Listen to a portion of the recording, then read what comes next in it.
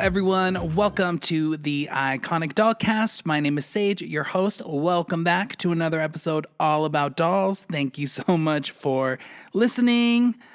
The holidays are creeping up. I cannot believe it's almost December. I am recording this intro early today because I will be on vacation in LA for my close friend Andrea's wedding when this episode comes out.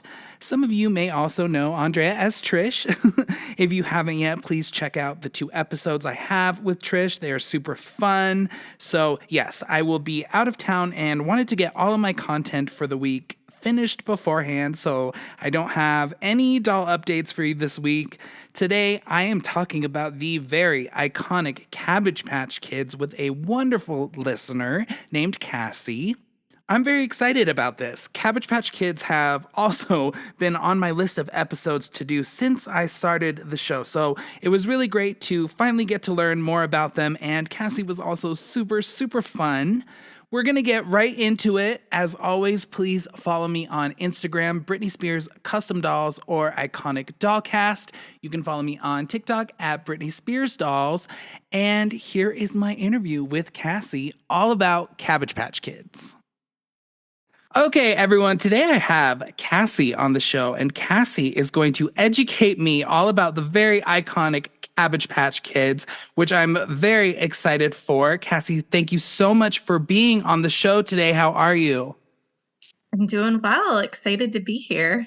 Good. I'm so glad I finally get to talk about this because Cabbage Patch Kids are definitely one of the most iconic dolls of all time, and I just haven't got there yet. And you actually reached out to me to be on the show because you have information and a good background with the Cabbage Patch Kids, and I love that. So before we get into that, tell me a little bit about yourself and what you do.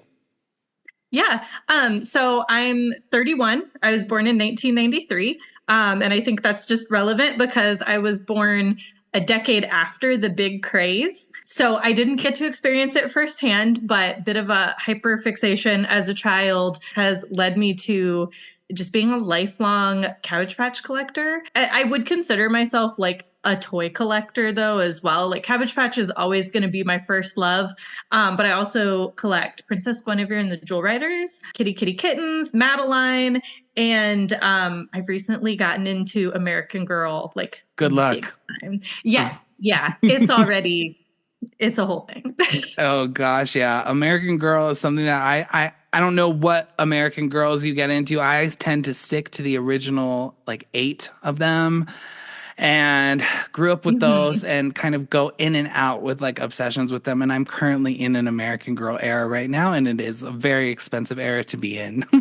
Yeah, well, as we'll soon learn, not nearly as expensive as the Cabbage Patch era, believe it or not. Oh my gosh, I'm so excited. So I was born in 1990, so we're kind of around the same age. So I definitely know we both missed the first big wave of Cabbage Patch Kids, but they were definitely still a thing in the 90s. Like I was very familiar with them. I think I had at least one at some point, and we'll get to why I never got any more in the future in a little bit. But so when would you say you first discovered them? How old were you? So I would say it's actually been a completely lifelong thing because my mom was like the prime age in 1983 when the big craze happened that we'll talk about in a little bit. And my mom's quite young. She was born in 1973. So she always had her childhood one that she got for that magical Christmas in 1983, and she let me play with it. And then she had like a random Olympic kid from the 90s, which is either Hasbro or Mattel. They kind of run together. And she let me play with that one too. And so they were just always present. And then, as we'll go through the timeline, when Play Along Jack's Pacific got the license in 2004, then I was the prime age for the obsession to just really kick off. So kind of mirrored my mom perfectly. So I definitely knew that this brand has exchanged companies quite a few times. I did not know that Play Along had the licensing. We keep coming back to Play Along on this show, and I love it. But so I'm a bit confused because I'm trying to, I did a little bit of research on this before we started today, and it does seem like Who created the Cabbage Patch Dolls? Let's start there. So there is some controversy about how they were created. And I actually, when I was just double checking my research and my facts today, it's really funny because if you look at one source, it's very much biased toward one side, and other sources, it's very much biased towards there. So I'm sure the truth is somewhere in the middle. If you listen to the Cabbage Patch side, Xavier Roberts was a young art student in Georgia. His mother, Eula May, was a quilter, fiber artist, all that. So he was really into sewing and quilting, had grown up doing that. And he, got this brilliant idea to make soft sculptured dolls, which is kind of like 3D quilting, essentially. So if you think about the soft body of what we know as a Cabbage Patch Kid. If you listen to the other side, Martha Nelson Thomas was also a folk artist in the South, maybe not Georgia. And in the 70s, she was making soft sculpture dolls. Xavier said, "Hey, can I sell those at my craft shows in Georgia? They're a really good idea." And she kind of licensed them out to him, but then wasn't super comfortable with it. And said, I don't really want to do this anymore. I just want to sell them myself. And that's when he created his own version. So she actually did, long story short, she did wind up taking him to court over it after the big craze in the 80s. And all we know is that they, settled out of court for an undisclosed sum. So you'll still see there's a lot of Martha Nelson Thomas doll babies out there. You'll see on eBay all the time people calling them Cabbage Patch Kids. They're immediately identifiable as a doll baby, not a Cabbage Patch Kid, but they are incredibly similar. Okay, yeah, because I knew about how they were called doll babies, and then he had to. So did he change anything about them? Not really. I mean, it's kind of it's an art form, right? So I guess we should go back to, Cabbage Patch Kids started out as a fully soft sculpture work of art. So from head to toe, they were soft, not like the vinyl head and soft body that we know today. So they started out as handmade, one-of-a-kind works of art. And so it's kind of like, if one person paints a field of flowers and another person paints a field of flowers, it's the same thing, but it's different because it's two artists' take on the same thing. But according to some sources, she had the idea for the adoption aspect, which is why people think these dolls were so popular and just so deeply iconic, was that adoption and unique aspect of them. Yeah, they were very likely a stolen idea, but at the same time, it comes down to intellectual property and lawyery things that I couldn't even begin to, have opinions about. Totally gets tricky. So these dolls came out, they started being mass produced in 1983? Yeah. So basically, so around 1977 is when Xavier started making his own. So that's when he started making his soft sculptures, and they were actually called the Little People at the time. He called them his Little People. And so that was around 1977. He started making them and having them up for adoption at craft fairs. You never, ever sell a Cabbage Patch Kid. They are adopted. They have an adoption fee. They are a kid or a baby. They're not a doll, right? And they got really popular really fast. And so by around 1980, he was having to expand beyond having his sister and his mom help him. He was having to hire people. And that's actually when he started his business, Original Appalachian Artworks, because this was becoming huge in the local community. He was starting to have freestanding adoption centers in other places where he didn't have to be there selling them. He had to focus on the business.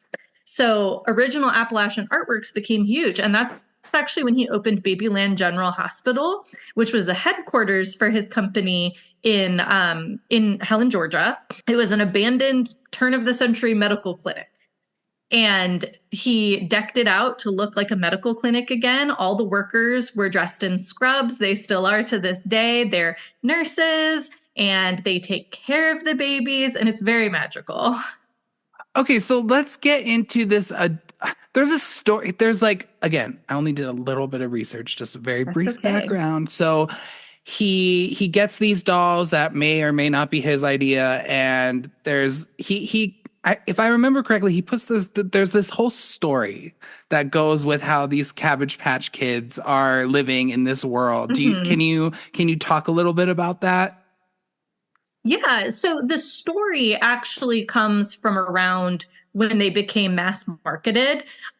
So it's kind of intertwined with that is the whole world building of it.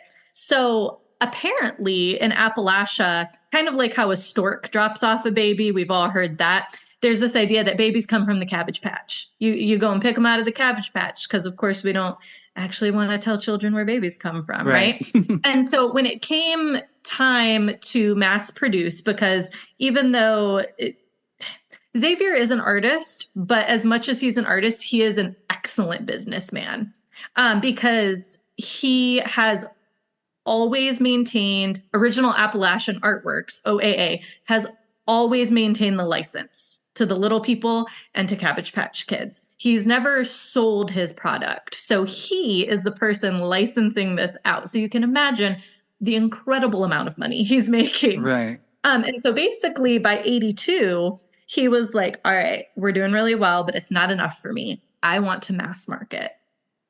And through this mass marketing process, he got turned down by a couple companies. We'll get into the company that he got picked up by. But basically, when they picked it up, they were like, okay, I couldn't actually find a source for this, but just like 25 years of things in my brain, I'm pretty sure the name had to be changed from the Little People to the Cabbage Patch Kids because of the Fisher Price Little People. You know what I'm talking Oh, yeah, about? yeah, Like yeah. little, yeah, those have been around since I think the 50s or 60s. And so they were like, well, we can't keep calling them the Little People because that'll be confusing and probably like infringement of some kind. So that's when they said, there's this legend that babies, you pick them up out of the Cabbage Patch in the morning. And so they kind of took that old folk tale and turned it into this whole magical world building. And so when you go to, and the whole legend of the Cabbage Patch Kids is on the back of the box, right? Okay. And when you go to Babyland General Hospital, kind of the centerpiece of it all is the magic crystal tree. And the bunny bees, which are bunnies with wings, they inhabit the magic crystal tree, which is also Mother Cabbage. I don't know. Mother Cabbage is giving birth to all of the Cabbage Patch Kids. And the bunny bees are either pink or blue. And so they rain their magic crystals down to make the baby either a girl or a boy, right?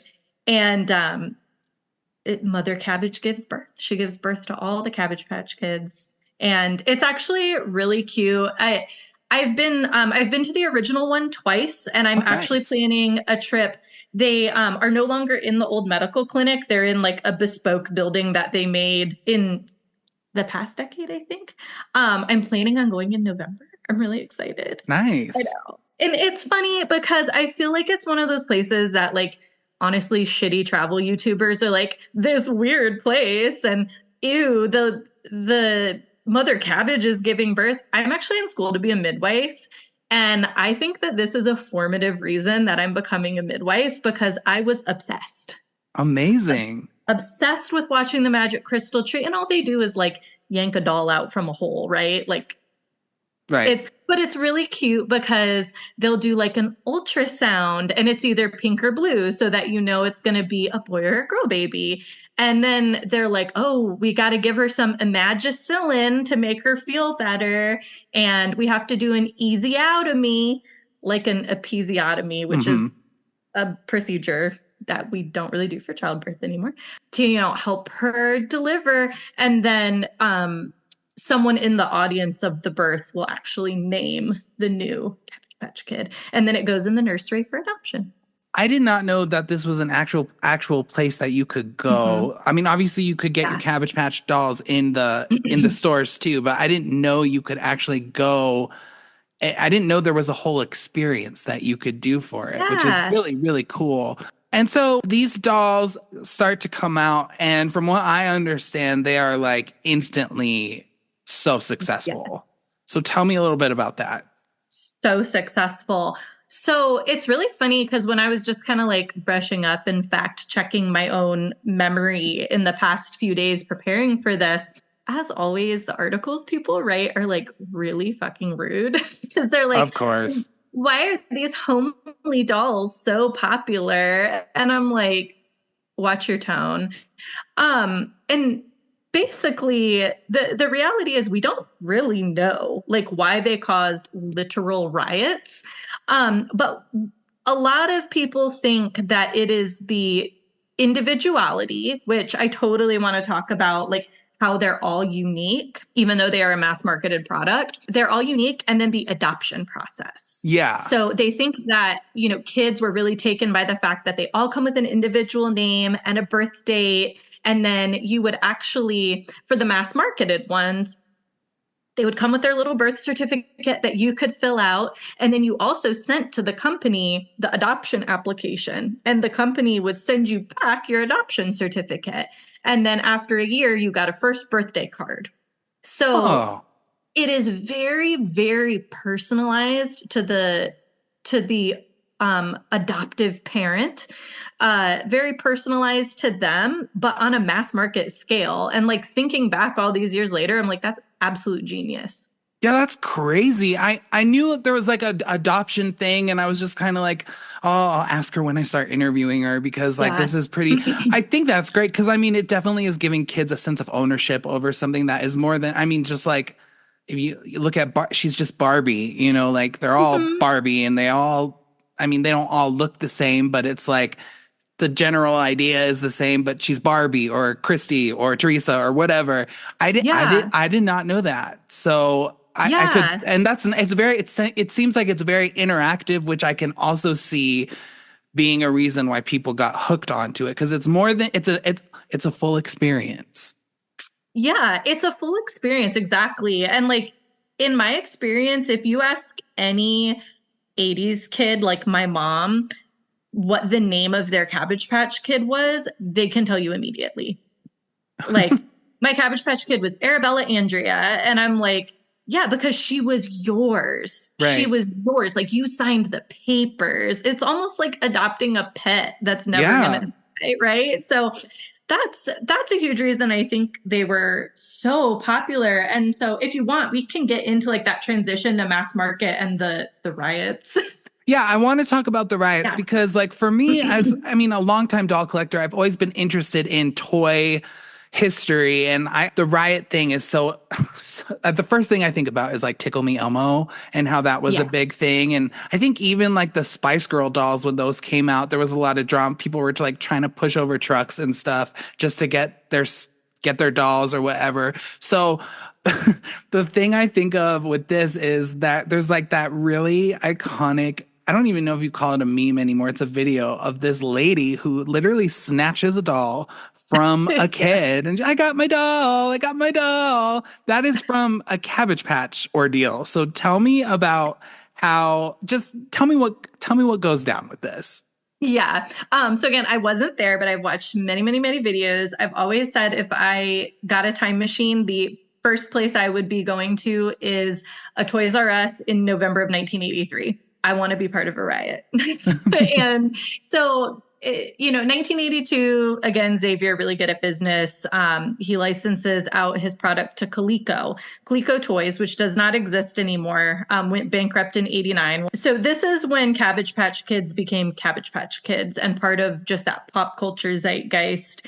And so in order to mass market them, they were like, okay, we can easily do the soft sculpture body. Like, that's fine. A machine can do that. But faces are difficult. So we need to do head molds, like how Barbie has a head mold. Mhm. Any vinyl doll has a head mold. And so they decided to do the vinyl heads, the cloth bodies. And so initially there's only a couple head molds, but of course now there's dozens. So the way that they are all unique, because people are like, oh, there's no way they're all unique, one of a kind, even though that's literally their tagline, like, I'm one of a kind, is that combination of hairstyle, hair color, eye color. Do they have freckles or not? They had black and white dolls, and then their head mold. And then, of course, there's, a number of outfits. And what truly makes them unique is their name. No two are going to have the same name, which is why it's kind of a joke of they all have weird names like Carabella Andrea or like Belva, just because it was a computer just generating them. And then actually at first, they only had a couple of options of birthdays. I want to say it was like September, October, November 1st. But later on down the road, they could have any birthday, any day of the year. I don't know why it was limited to those 3 dates. So they're all unique. They're all one of a kind. They're mass marketed. And it was kind of later in 1983 that they came out, and they were just instant hit, instant success. And so what was happening is, what I read is that stores would have maybe 250 to 300 Cabbage Patch Kids, when which you think of a 16-inch doll, that's like aisles of Cabbage Patch Kids. The boxes are not small, which is why my mass market collection is not large right now, because I literally don't have the space. So it's not that they were rare. It's not that they were not well produced on a mass scale. It's just that for every 300 that Kmart got, there were 2,000 parents showing up to try and get one. And so the demand far outweighed the supply. And by this point, the clock's ticking. It's almost Christmas. There's not going to be more shipments of them. They can't up the supply of them before Christmas. And so it, just like you said, Tickle Me Elmo, it was the precursor to Tickle Me Elmo. It was the exact same thing, just people lining up, camping out overnight. And this is before the internet, right? So it's not like we have online groups to be like, oh, help me find a Cabbage Patch Kid for my kid. Or, even if it's so funny to think about now, people were reselling them. Resellers still existed back then. They were putting ads in the newspaper. So instead of going to eBay to buy your kid's Cabbage Patch Kid for 10 times retail, you would meet up with some sketchy dude from the newspaper selling them out of the back of the car. So, it was just one of those things where people were desperate to get them before Christmas. It's just so interesting. So was there like an ad that went out, said that like told everyone that these were coming? Was there commercials? Like, how did that work? Because there wasn't like a TV show or anything that led to this. So, and we talk about this a lot. A lot of the times when companies are trying to sell toys, they'll have like a TV show or a book series or something that goes along with it. And this didn't have that. So how did people how was the word put out about these dolls, and how quick was like the release after that? Do you know? I actually don't. That was something that I had seen on your notes, actually. And I was trying to look up like the advertising and stuff. I think it was just really good marketing. Okay. I think it was just lightning strike, perfect storm of marketing. Kids were super into them. I mean, there were commercials, there were print ads, but yeah, in 1983, there was no TV show, no books. Like, this wasn't one of those properties where it's like, oh, the show is selling the dolls, or the dolls is, to support the show or something. It wasn't like that at all. And I actually have this super cool poster. It's in my attic right now. I wish I could bring it down for you. I think it's Al Greenberg, but I could be wrong. He won like a huge toy marketing award for picking up the Cabbage Patch line. Because like I said, it got rejected by a couple of major toy companies before he picked it up. He was like, yeah, this is a really good idea. And so he won some like major toy industry awards. If it's one guy, I think it's Al, but it could be someone else. Basically, the marketing was so good, is I think what it really was. And so they flew off the shelves, and I'm assuming just at least 83, 84, 85, these were like in the top tier of selling toys of the year, yeah? Oh, yeah, like billions of dollars. Do you know approximately how long that lasted? Like when, I didn't even know Cabbage Patch stuff was still around. So it's obviously still going. And again, that's not to say, the Cabbage Patch Kids are iconic as fuck. Like, it's definitely one of the most iconic toys of all time. I just didn't know it was still going. So Mhm. how long would you say this craze or this mass craze lasted for? Like, when was it when you could finally go to the Toys R Us and be like, okay, there's gonna be a Cabbage Patch doll there? Yeah. So I would say you kind of hit on it with like 83, 84, 85. I'm pretty confident that they have been available on shelves in some capacity. They have been on shelves pretty much uninterrupted since 1983. And so, of course, 84, 85, they kicked up production, right? So if you didn't get one for Christmas in 83, you could definitely get one for Christmas in Okay. 84. And the craze was pretty strong for those couple of years. And by 84, 85, it's an established toy, right? You could be getting it for your birthday. You could be getting it all year round. I think it was the riots were the perfect storm of they came out later in 83. And so, like I said, there was just no way to increase supply before Christmas. But after that, you can get it for your birthday. You can get it for your Easter basket, whatever.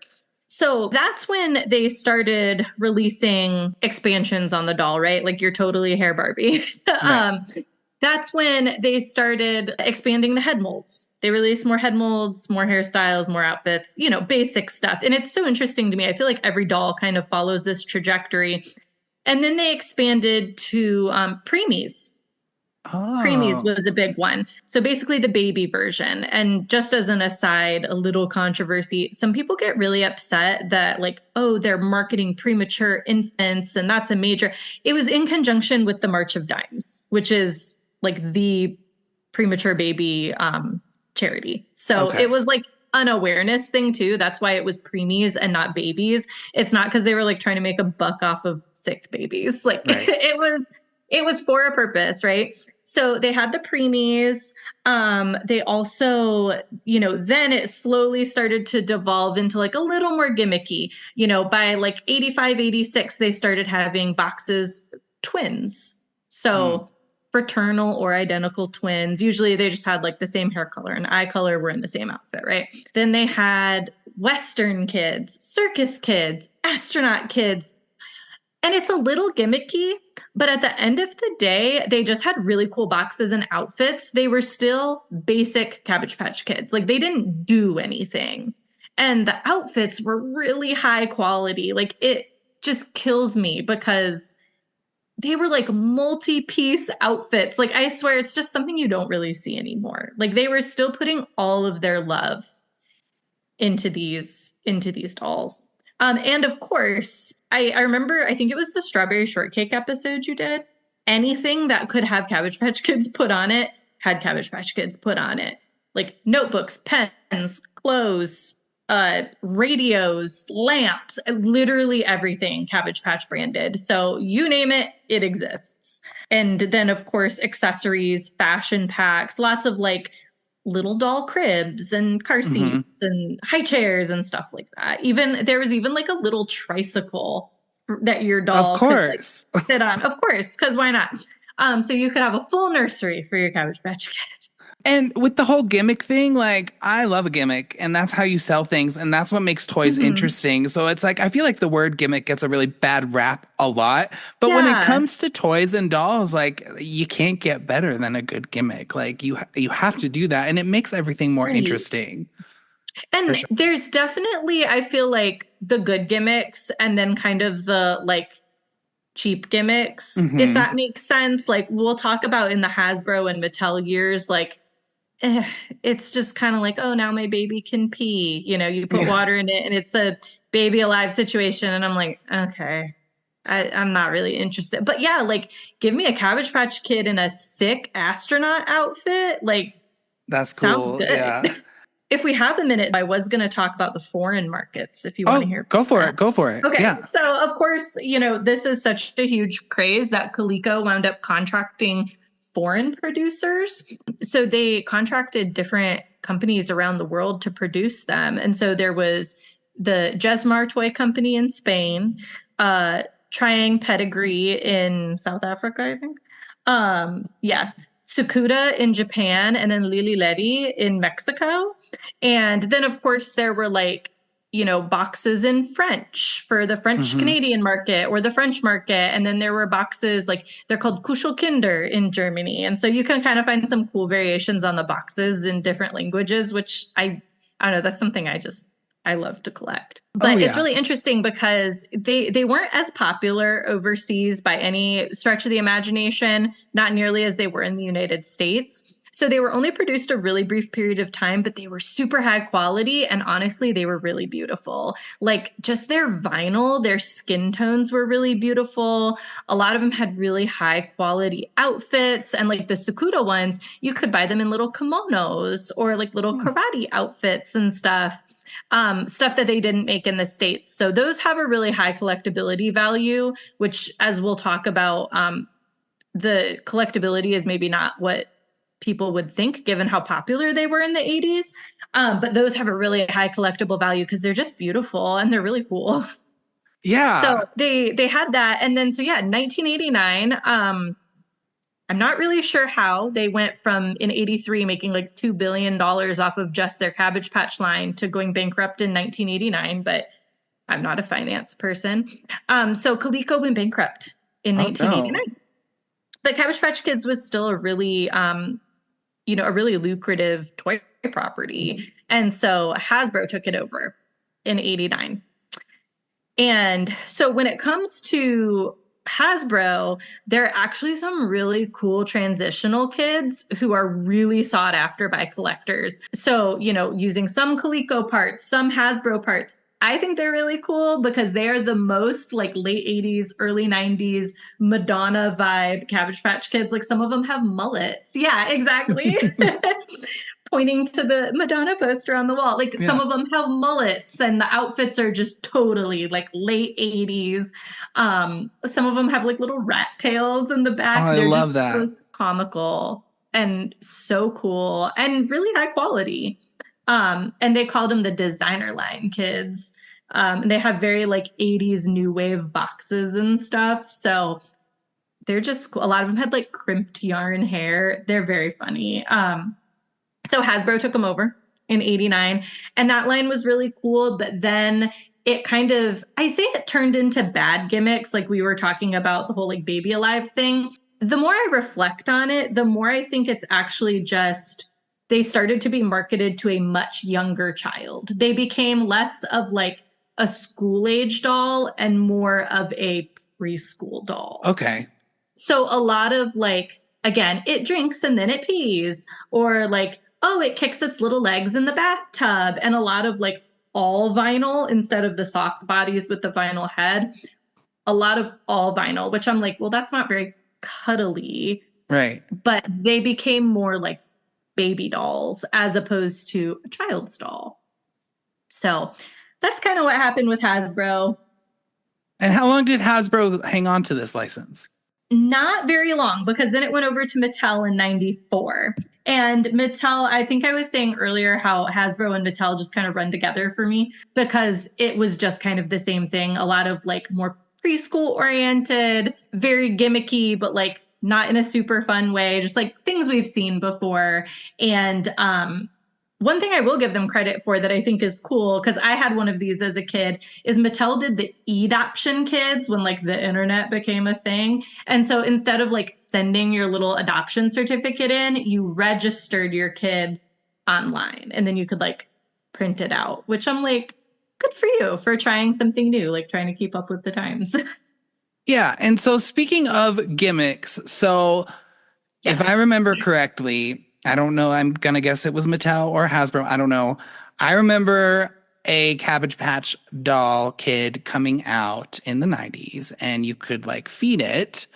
And there was major controversy surrounding this doll. I think it ended up getting pulled because it started like chewing kids' hair off and hurting their fingers. So tell me a little, it's so funny. Like toys can be very controversial, but I haven't had a really great controversial discussion in a while. So tell me about that. And then if you have any other like instances where when safety becomes an issue, that's where parents really get riled up, and understandable, but sometimes it's also like, well, you should know what you're buying your kid. And I can see looking at this doll, like obviously that would be a safety hazard. And like, Right. why would you buy that for a 2-year-old? So tell me about that.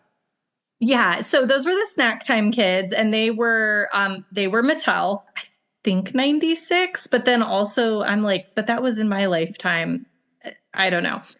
So those were the Snack Time Cabbage Patch Kids, and they were pulled off the market. So basically, there was like a little motor mechanism in their mouth, and you could like shove the little fake French fry in there, and then it would just like fall through the hole into a little backpack they wore. And then you could just do it over and over again, right? It's a kid's toy. And it's a cool idea.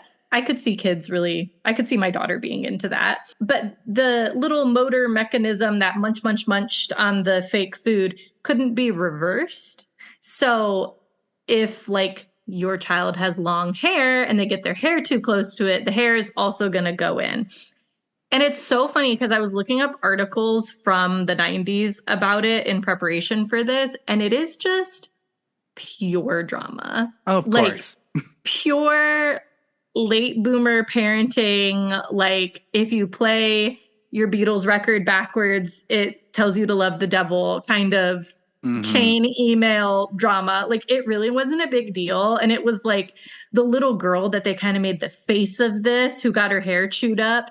And, you know, it took 3 people to get her hair out. It was like the little motor inside the doll wasn't even strong enough to actually rip her hair. It just kind of got tangled up. Right. And so I feel like our generation of parenting, like if that happened to my kid, I'd be like, don't put your hair in its mouth. Yeah. So I think they were recalled, but it was like not nearly. They made it sound like kids were getting scalped by these dolls. And it was like, I did more damage trying to like wrap my hair around a hairbrush to curl it as a kid than like these dolls did to kids' hair. So well, that's what happens. I mean, parents will take anything and run with it. And mostly I think it's just an attention thing. And I mean, that kind of shit happened with Barbie too, where it's like, it's not that serious. Like, I feel like people just latch onto something because I mean, it's just like now, like clickbait, you know, but obviously this is a lot earlier than clickbait. And I will say though, I do distinctly remember that Cabbage Patch doll coming out and I wanted it so bad. And then all that shit went down and my grandma was like, absolutely not. Like, we are not getting that. I don't even think not because she was concerned for my safety. She just was like, this is probably not a great idea, you know, but like, I don't think she was concerned about me like dying, you know? Yeah. Is the collectible value on that specific Cabbage Patch doll, what's that like? No, and that's actually what I was going to say, because I binged the podcast in the past month or two, and I know that you usually like add a doll to your collection. And so it would be very easy for you to finally get your Snack Time Cabbage Patch Kid. Because I think it was one of those situations where they got recalled. And so people were like, oh, I'm going to buy these up because they'll be worth some money. They were very mass produced. They were on the market a very long time. And they weren't like, I don't think they were particularly obscenely popular to where it was like, oh no, they're off the shelves. So you'll see people, the classic eBay, like rare, discontinued devil doll and $3,000. You can get one very cheap. Good to know. Cause yes, I do like to get one. Just one. I do have one right here. This has to be a Happy Meal toy. Yeah. So she's been with me forever, but definitely I assumed that just because like I don't know why I keep thinking about the Spice Girls in this episode. I am maybe because I'm just like staring at them. But like when Ginger quit the Spice Girls, everyone was like, "Go get your Ginger Spices now." Yeah. You can get a Ginger Spice doll for like $5. It's not because it's mass production, right? You know, and whether they were recalled or not, or perhaps they just put like a label on the box. I don't know. There's a lot of Barbies, for instance, that people are like, that one was discontinued. I'm like, no, it wasn't. Like, they just caused a lot of drama over it, but it was very, like, I think what the pregnant Midge doll is one of them where everyone's like, oh, it was recalled. And I'm like, no, it wasn't. That was like a huge doll for them. And it brought a lot of controversy, but that added to the sales. Like, that's just kind of how that shit works. And people just think they've defeated something. And I'm like, actually, like, you're really helping this brand with this, because if Right. people think it's going to get recalled, they're going to go out and buy it, you know? So it's just one of those things. But I do Yeah. I do want to talk a little bit about collectible value in general, because I know Cabbage Patch dolls can get up there, and I do see them quite frequent. I'm not familiar enough with them to know, like, oh, this is from 93 or 82 or Yeah. 83 or whatever. So let's talk about the originals. Let's talk about the 80s. Like, what am I looking at as collectible value? What do you look for as a collector when you're trying to get these Mhm. in your collection? What am I looking at financially? Yeah. So the collectability of the 80s dolls is non-existent, honestly. People think that because they were very hard to get in 1983, again, like super rare doll that, people rioted over, they're not worth shit, frankly. Like, Wow. again, these were mass produced dolls. It was just that way more people wanted them than they thought. Like, a normal, reasonable amount was produced. They just wound up being more popular than people anticipated. So they are not hard to come by. Any thrift store I go to, any collector, there is always, it's like Barbies, right? The Yeah, bag of always see Barbies. them.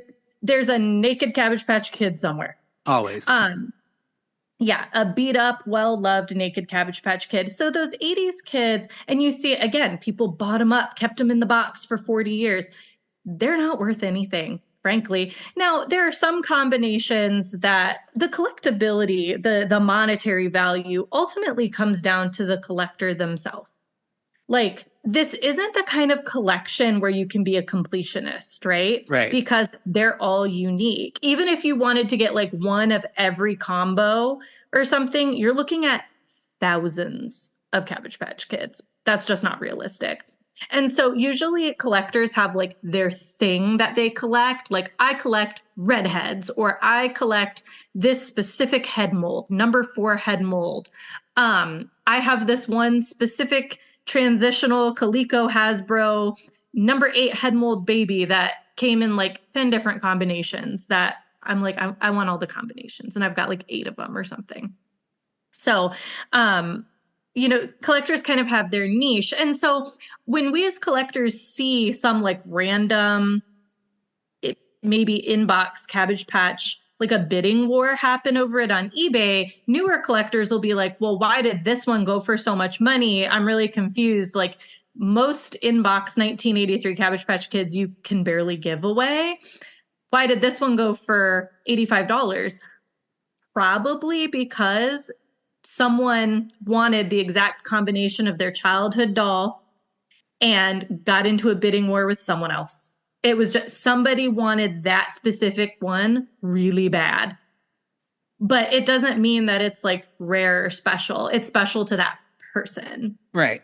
So, like, yeah, I'm going to get into a bidding war if it's a combo of what I collect that I don't have yet. But that doesn't actually mean that it's worth anything to anybody else. It just means it's worth a lot to me. Of course. Yeah. And the real collectible value, we can't forget, because I'm actually primarily a soft sculpture collector now. And the soft sculptures are where you're going to have that collectible value.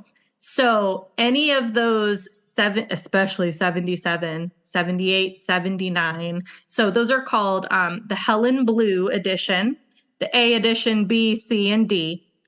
Those are worth an absolute shit ton of money. Like a Helen Blue, an A, maybe an early B. We're talking 5 figures. Wow. Yeah. I routinely see in collectors groups, and also it's one of those things too, where you kind of have to like know the right collectors and like be friends with the right people. Helen's recently have been going for like 14, 15 grand because they were Jeez. made by Xavier himself. Right. Yeah, they are expensive because soft sculptures today are, what does a regular edition even go for now? I think like 285, 300. And special editions can get up to like 400, 450. like collectors club editions and stuff. The thing is, the modern soft sculptures, they don't hold their value unless they're like a collectors club edition that you need a membership to purchase. So this is not a collection that you get into because it's like, oh, it's going to hold its value, and not at all. You're getting them because they're handmade works of art. That's amazing. Yeah. So, I mean, no, that makes sense though, because I do feel like, I mean, I don't even feel like I know, like once something goes into mass production, and even if these mass produced 80s Cabbage Patch dolls, they're all unique in some way. Like they're not handmade the way that these original ones. So that's, how many of those do you have? So soft sculpture, I got 2 kids in a tiny house. So like we're building a shelving system for our room so that like this house that I pay the mortgage on, I can actually have my things in. What a concept, because it's overtaken by the children. I think I have 8 to 10 soft sculptures. And that's like since I was 12 years old, saving up my babysitting money. I am not big ballin'. And most of mine I have bought several years old on the secondary market from another collector, like not full price.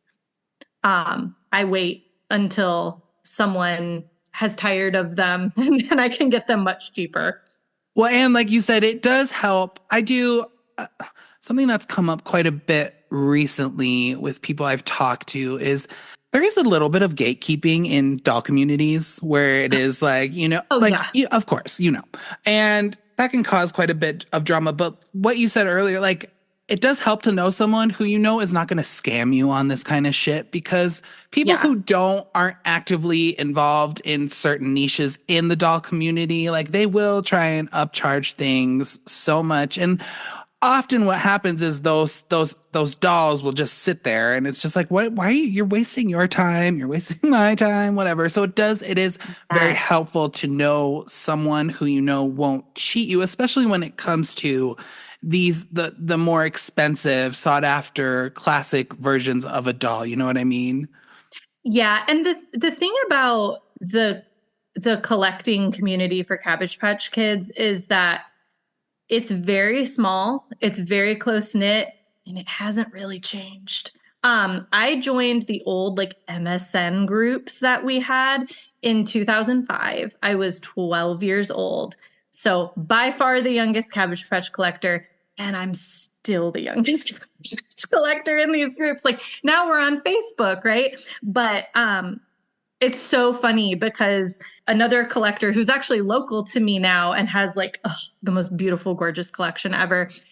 I ran into her now 18-year-old daughter at Home Goods. And I was like, oh my God, you're Kate's kid. Like, I remember when you were born. And I was like, how old am I? Am I 500 years old? Like, I am not old enough to be saying, like, I remember when you were born, but I do. Like, it's that kind of community. And so Babyland General Hospital before COVID had like I want to say like 3 or 4 day long spring event. You had to be part of the collectors club to go to spring event, and there's spring event edition soft sculptures, which those hold their value very well. Spring event soft sculptures easily go for over $1,000 sometimes on the secondary market, which is about 2 to 3 times what they were purchased for. So they would host this like 3 to 4 day collector event, and it's the same people every year. Obviously, I was very, very young. I wasn't able to go. I was a literal child. And then they also had like a 1 or 2 day long fall fest. COVID happened. Now spring event is only a day long and there's no fall fest. And it's really sad because in the past couple years, a lot of the elderly collectors, like in their 70s and 80s, they've all started passing away. Right. And and a lot of them had like very specific lists of like, either these dolls go to these people or these people are in charge of dispersing my collection to the masses. But it's really sad because I think our community is really getting smaller. And so it just makes me sad for the future. But we do get new people from time to time. Sometimes they're long-term collectors, sometimes they're not. Well, and like you were saying, like Cabbage Patch Kids are still around. So I want you to talk to me about where the brand is now. Like, I ask this question almost every time. Could I go to Walmart or Target and get a Cabbage Patch Kid? right now. Yes. So right now, and it's funny, I actually had to look it up because I was so disinterested. Right now, the license holder is Wicked Cool Toys or something. And they look, and I think, actually, now that I think about it, it may have been your podcast. Did Play Along close down? Yes. Okay. Play Yep. Along doesn't exist anymore. Mm-mm. And so I had to look it up because the Wicked Cool Toys Cabbage Patch Kids, they're exactly the same as like the Play Along molds and stuff. Like if you showed it to me, I would be like, oh, that's a Play Along Jack's Pacific kid. So I think Okay. there was some kind of like, I think it was your podcast about Britney Spears doll, because they were like, oh yeah, we got out of toys and then we started a new toy company. Mm-hmm. So maybe it's Wicked Cool, but I can't remember. It might be. Oh God, I should know this. How embarrassing! But that wouldn't surprise me because I know that the people from Play Along have. I think they've always been producing toys. They've just moved. They've changed Mm-hmm. company names, changed a couple of Yeah. hands, but at the core, it's still the same people. They just move on to new things with new brands and new names and stuff. So that's very, Yeah. very possible. Yeah. So But you can good. walk to Target and you can get, but they're like little 6-inch. It's a baby doll. It's like a Okay. little 6-inch where only the front of the face is vinyl and they've got like non-removable clothing, Okay. like, so that a baby can't choke. Like I call it like the kind of crap you put in your kid's Easter basket. Okay. Like Interesting. it's just a little cheap. It's not like a Cabbage Patch Kid in its full glory that you can adopt or anything. Right. So that's not like a thing. Is that, I mean, the adoption thing? Oh, that's a bummer because that's like the coolest Mhm. part about them. So Yeah. backtracking a little bit, we've gone through the 90s. They had that. Obviously, I do think that snack time Cabbage Patch Kid really was a pretty iconic just because of all of the controversy around it. So moving into like the 2000s, what were they? I feel like, I mean, that was my prime. I was like Yeah, 10. So like yeah, exactly. what was going on with Cabbage Patch Kids then? So yeah, to me, that's like full. We talked about my soft sculptures, but I have about 25 mass market kids up in my attic right now, all from my childhood. Because in 2004, Play Along, Jack's Pacific got the license, and boy howdy, did they! Oh, just chef's kiss. It was exactly the same as 1983. It's like if you had said, Chat GPT, show me a Cabbage Patch Kid, but, modern, that's exactly what it would have looked like. It was the same box, the same magic, the adoption process. They were high quality, gorgeous dolls. Collectors went freaking feral because it for the older collectors, I'm sure it was like reliving their childhood in 1983, and for me it was like my dream is finally coming true. Like I get to experience what it's like to pick that yellow box off the shelf. And so that for me is like, oh, the most glorious thing. Like I want a bunch of inbox ones at some point just because I can relive that like nostalgic magic of my childhood. And it's interesting because they followed the exact same trajectory. Like, okay, so you've got the beautiful first wave and then like a beautiful second wave. And then they released Corn Silk Kids, which I didn't talk about. That's just Cabbage Patch Kids. Instead of yarn hair, they have like nylon hair, like a Barbie. Okay. So you can have that hair play component. I'm just not a big fan of those, Corn Silk Kids, twins, babies, and then after probably in the early 2010s, but don't quote me, is when it kind of started to get more to like that gimmicky Hasbro, Mattel, more for younger preschool baby kids. So it followed that exact trajectory from 1983 to 2004 in like a compressed time frame, and now here we are 2024, we're back to like, yes, you can buy one at Target but barely, and like Okay. not in its full glory. Bummer. I mean, so we talk a lot about reproductions on here, and You I read my would mind. I would love to see. I mean, I have to get one of these now, so I will take your advice and check eBay out for the one that I've been talking about. But I would love to see them do a full replica of what they were known for in the 80s and 90s, because that's the problem. Like, there's a huge nostalgia wave right now, and for the most part, I think brands are doing pretty well with their, like the Care Bears are out now, and you can go get a Care Bear, and they're super cute. But when you fuck with something that is so iconic, it's just like more adults are buying toys and dolls than kids are these days, and it's like, yeah, I mean, you're gonna go to Target and see this and be like, what the hell is this? And Yeah. that's not gonna sell as well as perhaps if they did a full on just reproduction of one of their classic dolls. So they actually did. And Did they? yes. So I'm just going to look it up because I don't want to get it wrong. Play along, reproduction, Cabbage Patch Kid. Because I think it was the 35th anniversary, but I could be complete. We'll just say it was the 35th anniversary because I'm pretty sure that math tracks. So play along again in this like, oh, gorgeous prime of like, I don't even want to say like they rebooted Cabbage Patch Kids, but it was just, again, if Xavier Roberts had made them just in 2004. But they did a full-on faithful reproduction of the 1983 dolls. The first couple head molds, the first couple outfits, like literally down to the very last detail. Of course, to the trained eye, you can distinguish that it's made with more modern materials, right? But like to the untrained eye, identical. Okay. And I know you talk a lot on this podcast about when you like grew out of dolls. We all go through that phase in like high school, college, where we're like not actively collecting, but then we come back to it. And it's just because you're absorbed with like becoming an adult, right? Yeah. So I would have been like 15-ish, maybe even like 18-ish. I can't remember. And I saw that these were coming out, and I told my mom, I was like, I want a 1983 Christmas. I want you to go pick me one out.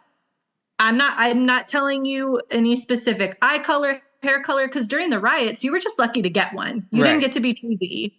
And I was like, I want you to just go pick me one out that you think I'll like and wrap it and put it under the tree so that I can have that like moment. And she picked out the most perfect one, and I still have her. So they rode. And that's the interesting thing. I think we're in a nostalgia wave for like the 90s and early 2000s because people like you and me have grown up money now. Yep. So their nostalgia wave was just, a decade before this. And so they were perfectly timed, perfectly released, absolutely gorgeous. Like if I had the room, I'd have a couple of them right now. And so they did. But yeah, it'd be really interesting to see them like once again reboot the line in all of its glory. But I'm also kind of like, I don't think I trust anyone right now. I don't think I trust any of the current toy companies. Yeah, to do justice to it. It's always tricky with reproductions. You can go one way or the other, and it's either pretty good or pretty bad, And yeah, with such an iconic toy like a Cabbage Patch, I mean, there's a lot riding on that. So I could see some companies, particularly Mattel. I mean, Mattel is a business. They want to make money.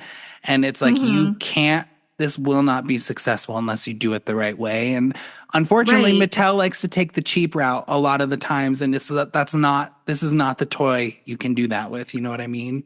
Well, and it showed the first time they had the license, right? Like they were very cheap. They were not well done. And so it's like, I don't think I could see them picking up the license again and like doing it right this time.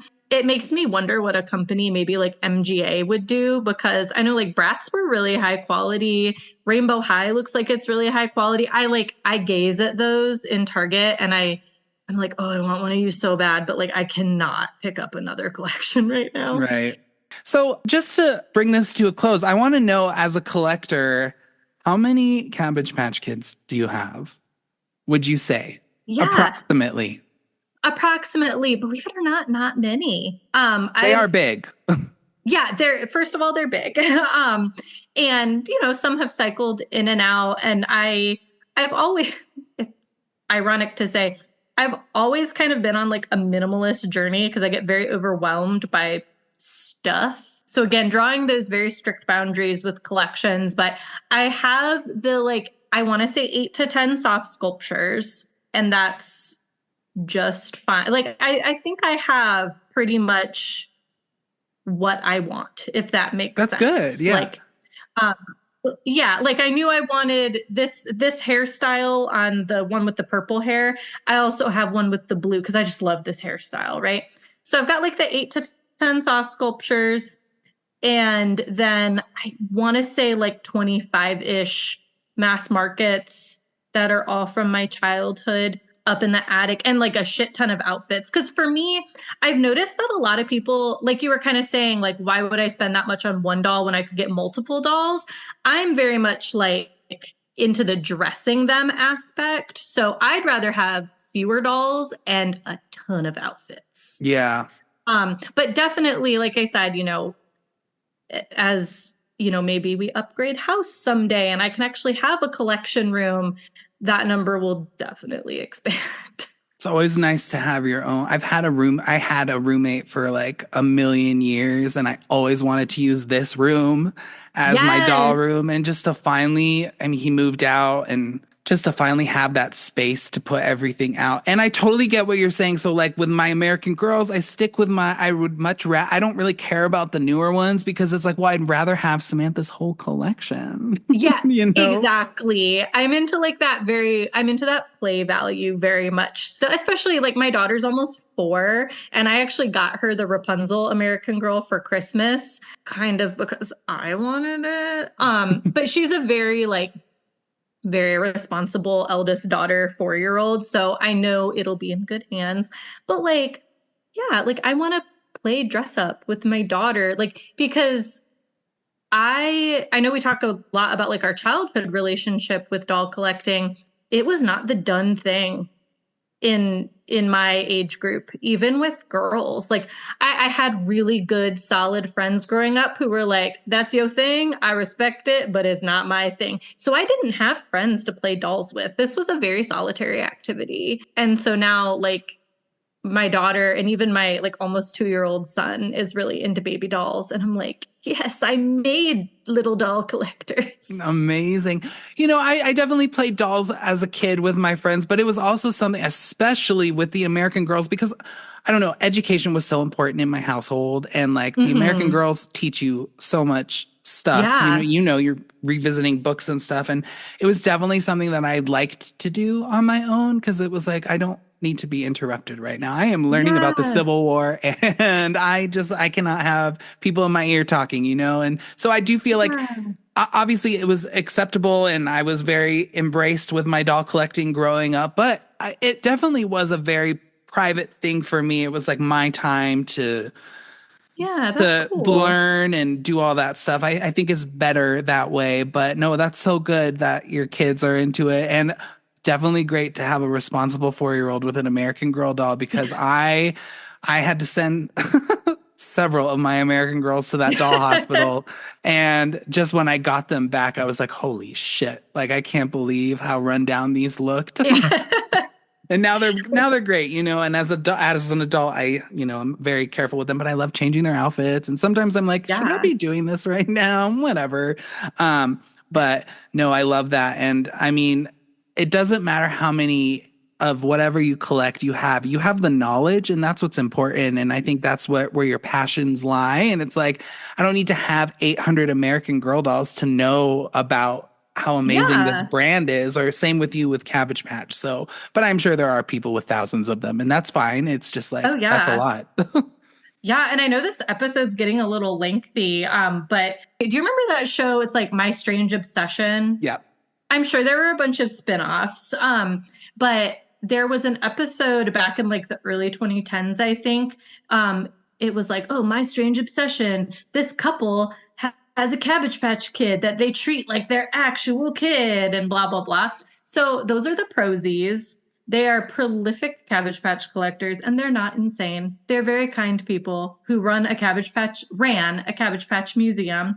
And like insider information, they basically told the collecting community, they're like, yeah, the producers wanted us to act like crazy people who think that this doll is our real son.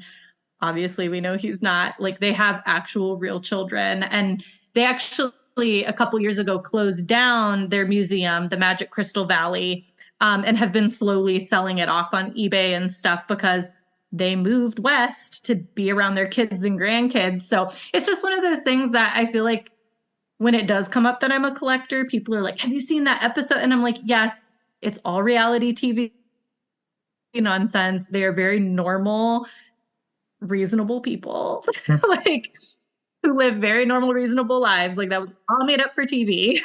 And I do feel like it's easy to make someone look crazy when they collect something like Cabbage Patch Kids. It's Yeah. like a lot easier than Barbie, because Barbie is such a fantasy, and so are Cabbage Patch Kids. But I talk a lot with people about how, like, when I show off my collection, most of the time people are like, wow, this is so cool.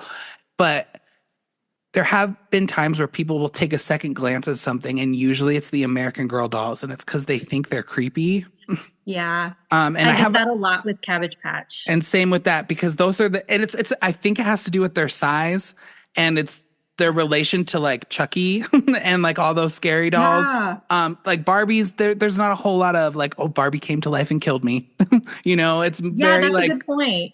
So I think that it's very easy to make people look like that. And it's just like, fortunately, I do think we are in a spot where doll collecting is trendy now. And so I don't see that kind of thing happening in 2024. But I could see that being very easy to make these people. I know exactly who you're talking about. I'm like, it'd be very easy to make these people, to edit them into looking like they're nuts.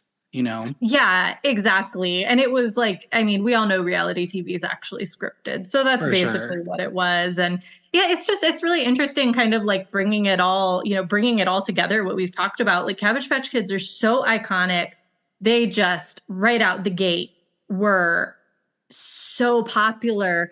And what's interesting to me is like they've never really been that popular since. They were so popular that they've remained in the cultural zeitgeist all these years, but they've never really been that popular again.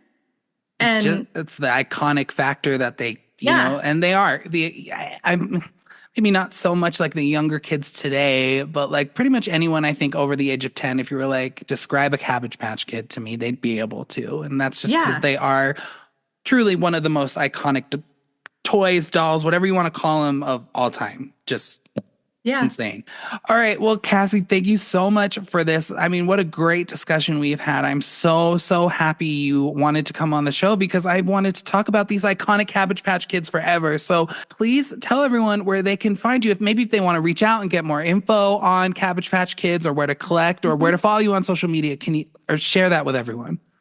Yeah. So I don't have a huge like social media presence for collecting because I am a mom of young kids. I am in grad school. But I have a little burgeoning account that maybe if people follow, I'll start actually posting to. It's Cass, CASS, Cass Collects Pink Isle. Or if you just want to email me, it's Cassie Byers, CASSIE, Byers, BYERS 93 at gmail.com. I would absolutely love to chat about Cabbage Patch Kids and collecting in general. Yes. Well, thank you so much for being on the show, and we will keep in touch, and I will let you know when I get my big Cabbage Patch Kid. Yeah. Don't let it eat your hair. I won't. I don't have any hair, so it's all good. Perfect. Thank you so much. I've had so much fun. Good. Info dumping. Cassie, thank you so much. This discussion had me thinking about so many other toys and dolls I could do episodes on. So I'm very, very thankful for this chat. Cassie, thank you again so much for coming on the show. I loved that. Cabbage Patch Kids are so iconic. Next week, guys, I am getting into my scene dolls. A little bit about Bratz too, of course, but it's going to be a really great one. So that'll be out next week. Please, if you guys are enjoying the show, please give me a 5-star rating or leave me a really nice review. It helps so much get my podcast out to people who are also interested in dolls. Of course, follow me on all the things, and I will talk with you guys next time.